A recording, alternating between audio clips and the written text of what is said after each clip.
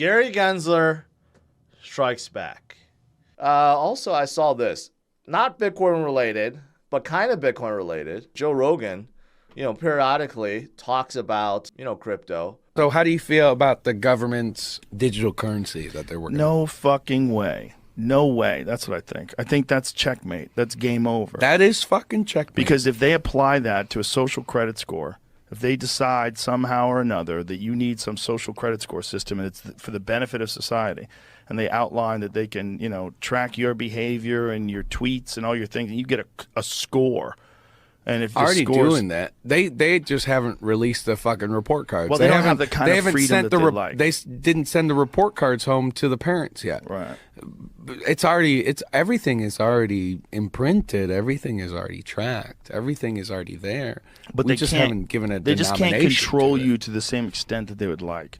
And what they would like to do is to be able to strip you of your money and to be able to lock you down and then make sure that you comply so that all the other people also comply because they don't want to be stripped of their money. They don't want everything they work for just be taken away instantly overnight and be powerless. No one to call. No one's going to answer your phone. They just decided you fucked up and the rules are the rules. And so then where does that money go? Who takes your money? Who takes...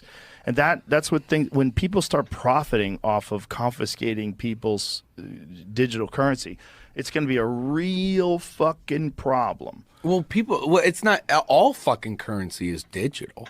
Yeah, but the idea of them controlling all of the money. And it's all unilateral. Yeah. It's all the same. All right. So that's about the most intelligent part of that conversation. But I would like to go on Joe Rogan's show and talk crypto and Bitcoin. But anyways, I think Joe kind of gets it, right? I think the main difference is, even though most fiat is pretty much digital now, right? But there's a lot that isn't, The $20 or $100 in your wallet, the government cannot just freeze that, okay? If you happen to store it in your piggy bank under your mattress, they don't know where that goes, right? There's large portions of cash out there where the government can't track. But once we move to CBDCs, that's going to change. No, they know exactly where every single dollar, every single cent is on the planet at any given time. They can confiscate that at any given time. You could be traveling in Venezuela or wherever, or Russia, and they can pull that back and freeze it at any given time. And if you think about that, that's kind of scary. That's kind of scary, right? Like everything can be tracked, can be stopped, can be confiscated. So I think that's where it's going to lead. And then this other thing about what Joe said about the social score, that's going to be interesting. Rather than have a credit score, if they implement something called like a social score, like how socially responsible you are, right? Based on your money, based on your earnings, based on your expenditure and all that stuff.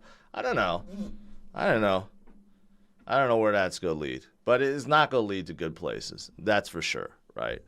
That's why the alternative is Bitcoin, right? Alternative is something that can't be controlled by governments, by any entity, by any people, right?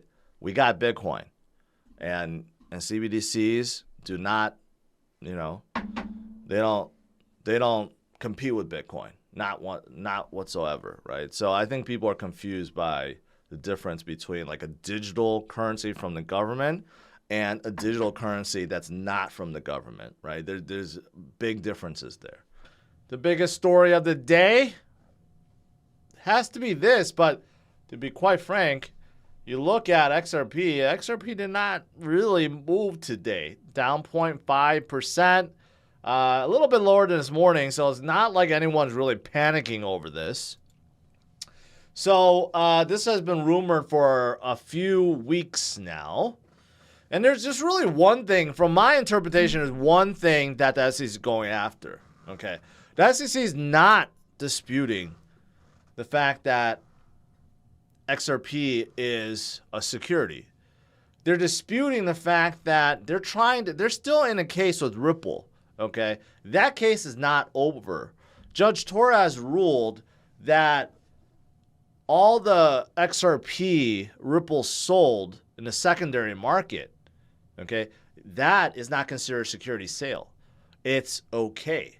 So what Judge Torres ruled that was not okay is the sales to institutional investors, okay? So from my understanding, what the SEC is trying to do is trying to make it so that all the secondary sales that XRP has done, you know, I don't know how much they've been selling, but they've been selling a lot over the years. The SEC is trying to appeal that part, saying that is still considered legal token sales. Okay, so that is what I think this is all about. I don't think they're trying to appeal the fact that XRP isn't a security. They're just trying to make it so that they can, I guess, get more money out of Ripple at this point. Okay, I think that's the main reason they want to do this, because, yes, it was deemed that Ripple conducted a legal token sale to institutional investors. Now the SEC wants to go after more money by saying all of their sales, which has been in billions over the years, are also all legal sales, right? So yeah, that's what it's about. And of course, this comes right before the jury trial between Ripple and SEC, okay? And this is all relating to what I just said, because Ripple violated, I guess, security laws by selling to institutional investors, right? So there's that still pending, and I guess the SEC wants to tack on that, right? And that's still coming, or they go settle, you know, that's still up in the air. But yeah, that is what this latest thing is about. You know what? Fantom is now exploring the possibility of converting themselves into a L2 for Ethereum. Okay, I didn't know this, but according to this article, Cello already made the move. Cello was a L1, but they decided that there's no point in running their own chain. They're utilizing optimism or optimistic rollups to become a L2 for Ethereum. And that is actually what Fantom is exploring, because basically, I think they determined that you can't compete with Ethereum. They're EVM compatible, but they just can't compete. So now, you know, Fantom suffered their horrible hack, 100-something million recently. So they're trying to get beyond that. But now they're talking about, well, let's just basically make ourselves a layer 2 for Ethereum. So we're still EVM compatible. And then I don't know what's going to happen with their own Fantom token if that happens. But now they're talking about that as well. So, I mean, like, a lot of L2 news. That's what I was saying. A lot of L2 news for Ethereum. But here's the thing. That's why no one should ignore Ethereum. All right, what else is there? I saw this. This is pretty good news. This came out. Aptos pumped up a little bit. Aptos partnered up with Microsoft to focus on AI and blockchain, right? Aptos is going to be plugging into OpenAI service, also running a few validator nodes on Azure, and Microsoft in return will partner up with Aptos due to their expertise with blockchain and see if there's any kind of collaboration that they can do, I guess, going forward. So that's pretty good. That's pretty good. And then lastly, of course, a lot of you guys are wondering about SHIB. SHIB, as we get closer and closer to next week, activity is going to increase. I don't know if the price will, but it has received a price bump. And everyone's waiting for Shibarium next week. And we'll see when it gets released how good